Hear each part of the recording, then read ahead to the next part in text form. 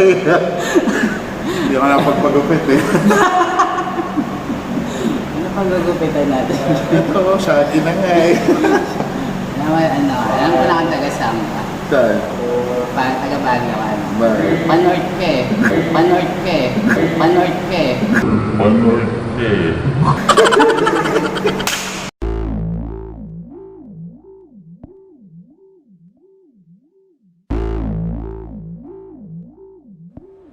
Ground Production.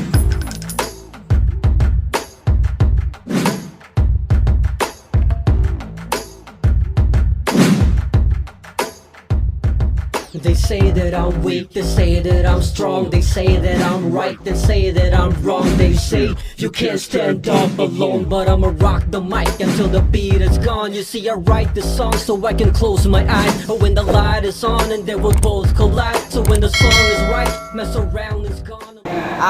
What's up mga solid? So again, it's Otep. Welcome to my channel. At I'm here with Coach Martin. So si Coach Martin yung magtuturo sa atin about fitness. So, bakit pa tayo nandito? So, madalas tayo nag-aaral ng sakit. So, prone lalo yung mga riders, prone tayo sa back pain. Bakit kaya?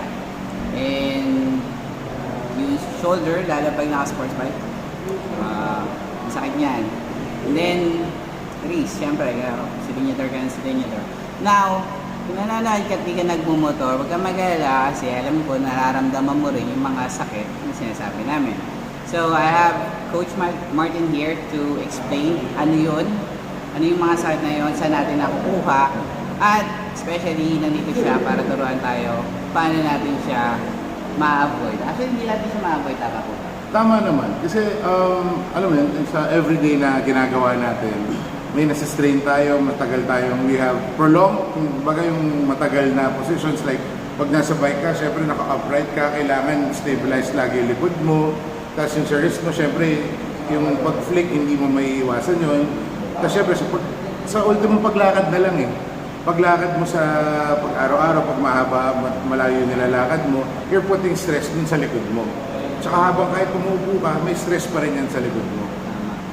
If you don't know Coach Martin, so nandito tayo ngayon sa ano pa Iron Culture Fitness. So located po siya dito sa Scout Borromeo, number 37 Couture. Number 37 Scout Borromeo, Conlac Building, 3rd floor. Conlac. Saan galing yung Couture? Anyway, so Coach Martin is one of my friend na guys, sobrang dami kong natutunan sa taong to. And then, kung malalaman yung story niya, so, anong timbang mo ngayon, sir? I am, ngayon nasa 192 ako, 188 kilos. And then, yung bago tayo magkakilala? Nung first time kami magkakilala ni Otep, mga nasa, I think 110 kilos ako nun, mga ganon. So, ayun, and also, ako, naoperahan ako sa shoulder ko. So, I'm a shoulder referee na repair na yung shoulder ko 5 years ago. So, after nun, doon nag-start yung fitness journey ko, kumbaga. So, ilan taon mo na siyang ginagawa? This one, I've been specializing in kettlebell siguro mga about 2 years now. But yung fitness journey ko started 5 years ago. Kung makikita niyo siya before, so, bilog siya. Hanggang ngayon naman, bilog pa naman siya. Pero marami na siyang cuts ngayon. At hindi niya ako kayang buhatin dati. Kasi mabigat din ako. Pero ngayon kaya niya akong buhatin. Suplex na isang kamay lang. Try to imagine that, guys. Alright, anyway, so bibigay ko kay Coach Martin yung mga kailangan natin matutunan. So, si Coach Martin yung magpapaliwanag sa atin. So, start natin siya sa mga pains na nararamdaman. Okay, kasi pag sinabi nating back pain, medyo generalized siya. Anong part ng back, ano yung ginagawa mo sa araw-araw mo. It all counts for something. Especially kasi, imagine you're loading, naglo-load ka ng so much weight on your back, which is supposed to be and is neutral. There's no such thing as pag sinabing, oh, bend your back ng ganyan. Wala. Pag gumanon yung likod mo, babalik din yan, mag-neutral lang siya ulit. So the back is neutral. Neutral yung spine, your spine is neutral. Ngayon, what we do is there is actually no exercise para alam mo yun, para maayos yung back mo mismo. Ang problema, pag sinabi niya may back pain ka, is yung muscles mo, yung mga muscle dito, kita ko lang ay yung nandito, tsaka nandito, na nag-lead sa back mo, yan yung kailangan natin ma-strengthen. Ito po ngayon, coach, yung sa lower back ba? O sa middle? Lower back, including dun sa gagawin natin, meron din sa upper back siya. Upper back, lower back, I call it ang tinatawag namin dito, it's original strength, pressing resets. Yun yung mga pwede natin gawin bago tayo pumasok. It's less than 5-10 minutes siya para gawin. Pag ginawa niyo yun, you're putting tension into those muscles na parang ina-activate niyo siya para at least ready siya to take the load. Hindi masyadong malulod yung back. Iiwasan natin yung back pain. Okay, great. So, meaning to say, kaya natin itong gawin kahit nasa bahay na. Kahit nasa bahay ka, maski sa opisina, sa CR, o kaya pagka, kunyari, nasa office ka, galaw mo lang ng konti yung chairs mo, adjust mo lang yung chairs mo, tapos pwede ka na mag-stretch doon, pwede ka na mag-press and reset. Great. So, alam kasi mga 3 years na ako nag-ride.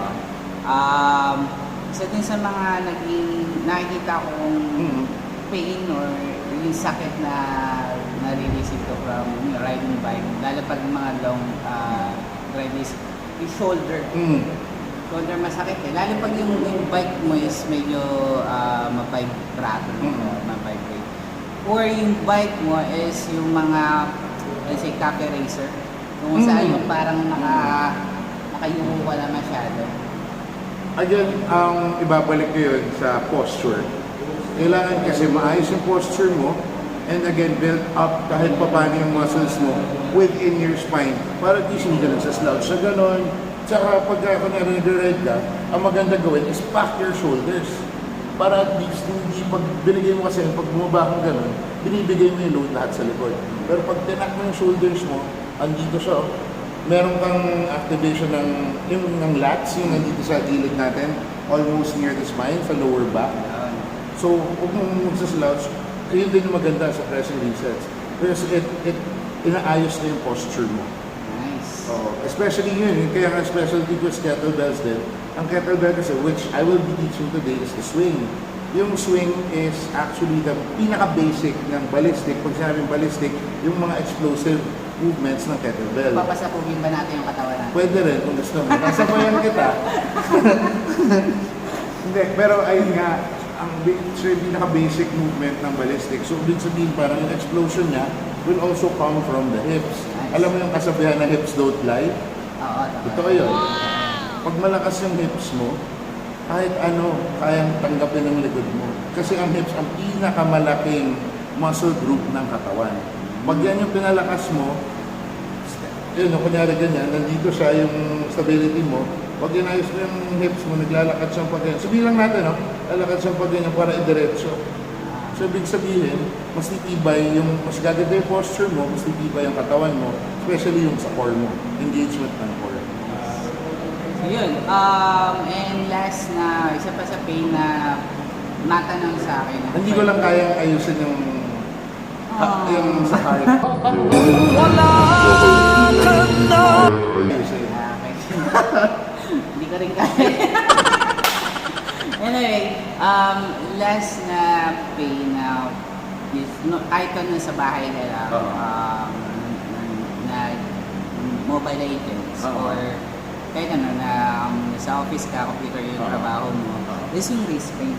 Yung wrist, okay. Yung wrist pain. So, pag nagmumotor ka, lalo pag Sa clutch, diba? Sa clutch, sa silinyador. Sa silinyador. Sa silinyador mo, siyempre ganun ka ng ganun, nasasanay ito na bumabalik. There's a quick fix for that actually. This comes from, again guys, hindi ako PT. I don't claim na pag ginawa niya to, magiging maayos kayo. Ano lang yun na waiver lang kasi baka mamaya isipin nyo PT ako. Ayoko rin masisip. But I've learned this from friends who are PT. Yung sa wrist mo kasi, di ba? Parang sumasakit yan eh. Siyempre, gamit ka ng gano'n. Ang magandang gawin dyan is, pwede bang i-focus mo dito sa, para lang makita natin. So, eto nalaman ko lang to sa isang friend namin, sa isang ka-team namin na PT, no? This helped me a lot din. Kasi siyempre, pag sa salinyador nyo, ganun kayo ng ganun. It's one movement. Ang gusto mo is masanay yung movement ng wrist nyo sa iba.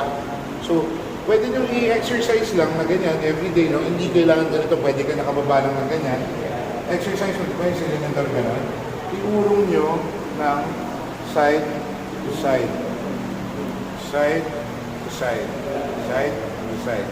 Minsan, pag masyado siyang masakit, on your table, lay it flat. Yung ganyan. Flat as in, para kang gumagawa ng letter L. Ang gagawin mo, hawakan mo yung wrist mo dito. Ayan, para mas maano. Dito. Tapos ang gagawin mo, dito mo siya hahawakan, ha?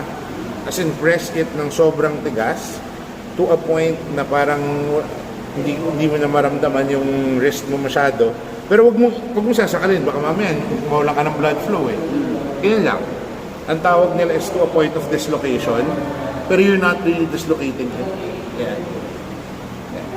So ang gagawin mo is you move it side, side, then back, then front. Then side, side, back, then front. Kaya mo hinahawakan to, para hindi mo magamit yung kamay mo. Kasi pag ganun, gumaganon yung kamay. Pag ito, pinrest down mo, diba, side, side, back, and forth.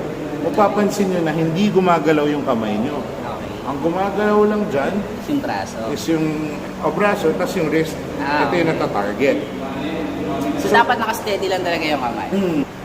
A quick fix, you have to go to the doctor or puntahan nyo yung PT nyo kung kailangan nyo talaga ng mapatignan siya. Pag sobrang sakit na hindi siya ma-fix nung exercise tinuro ko. na. Pero yun yung pinaka-basic na pwede mong gawin for your wrist. Especially sa mamaya din, makikita mo sa mga konting stretches natin, may mga i-incorporate ako na makakatulong din to alleviate the pain of the wrist. Nice, solid, coach. So, mamaya, mag-start tayo and then papakita natin sa kanila kung ano yung mga basic swings na pwede nilang gawin sa loob ng bahay or outside. And then something na pwede nilang gawin sa gym. Alright? This is going to be fun kasi yung mga nakikita natin, mga cable machines dyan. Itong cable machine na to, yung mga kailangan natin to work out, kaya siya nung kettlebell. That's why sobrang fascinating nito. Bangan nyo kung ano yung matuturo o kung ano yung ma-explain ko mamaya. Alright. Oh, well, thank you, Coach. Any shoutout po? To Chieftain Athletics, who always wardrobes me during my workshops and my workouts. So you can see yung full apparel nila, may shorts sila. And meron hyperfit yan, guys. So stretchable siya. Is this one, yung shirt nila. And by the way, meron kaming discount dyan. Because may mga kasama akong coach dito. It's Coach Nige, Coach Mark, Coach Benji, Coach Jesse, Coach Mark din, the mga Mark number 2. We're all part of Strong Fam PH. Movement siya. It's a movement na to share our strength. No? We come from different backgrounds. Ako, kettlebell, may mga bodyweight, may PT, merong mga powerlifter. We all share our strength. Yung techniques na ginagawa ko, it's a combination of their knowledge and my knowledge. And of course, yung knowledge na natutunan ko from my mentors. In the field, locally and internationally. Nice. So guys, mayroon kaming code. Use it StrongFamPH08. That's StrongFampH08, 0 and 8. Tapos yun yung promo code nyo kay Chieftain Athletics. Again, yung Chieftain number 1 hindi siya yung number 1 lang yan. Go to their Facebook page and their Instagram, plug in the code, and you'll get an 8% discount. Nice. Alright, well, Happy thank you. birthday nga pala kay Gab. Birthday niyang may-ari ng Chieftain. Pakibati naman po yung konyo kong kaibigan. Ay, yung sino ba? Yung may kamukhang singer ba? Yan, yung hindi alam yung sangkalan. Oo, tsaka mamaya magkamali pa. No? Baka mamaya maitapon ko sa kanya yung sangkalan. Anyway, Vic, love na love ka namin. Matututunan mo rin to soon. Alam mo na yung mga kailangan natin i-correct. Sa konyo namin kaibigan si Vic, shoutout dyan.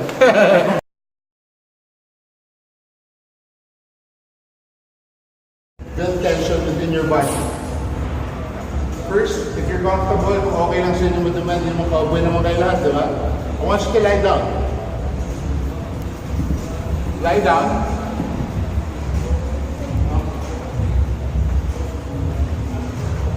Your hands on the side. Put your knees up. Make sure that your knees are together. Keep that tension. I want you guys to inhale through the nose lang, ha? Inhale through your nose. And again, exhale through your nose. Ladies and gents, time breath. Inhale. I want you to feel here. Feel it there. Very open. Put your knees together again.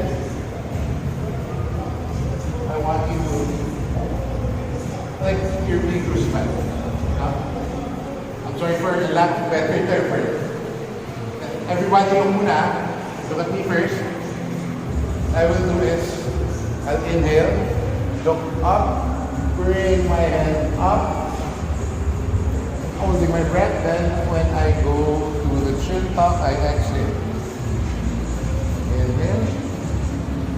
Exhale. Hold your hands. Lagay mo dito. Clasp it. Don't clasp it. Keep your forehead on your fingers. Then I want you to inhale as hard as you can. Exhale through your nose. 10 breaths. Inhale.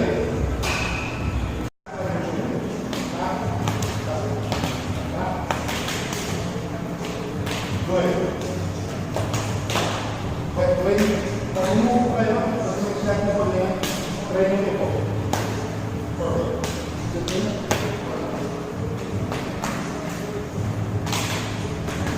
Good.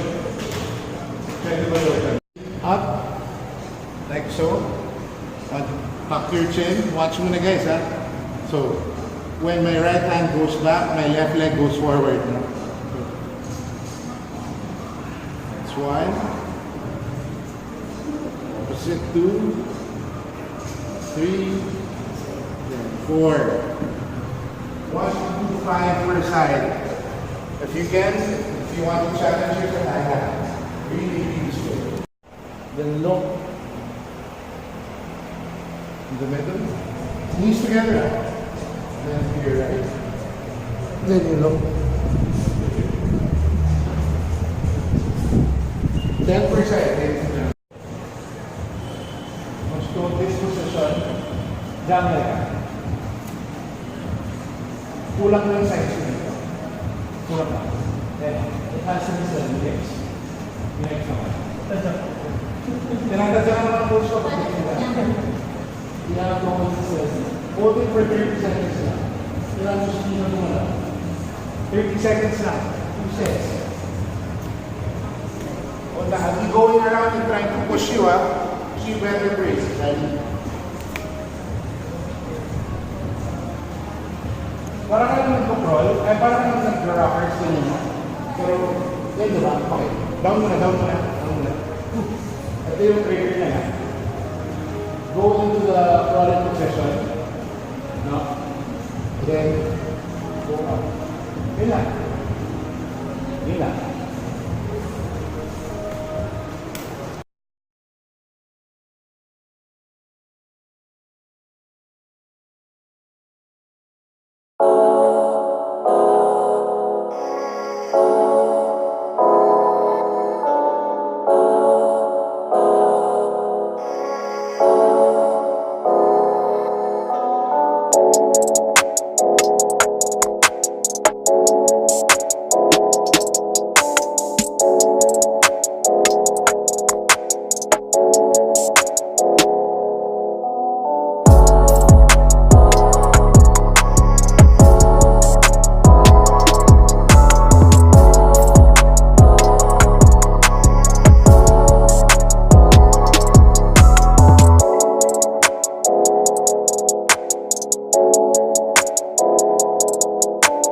Oh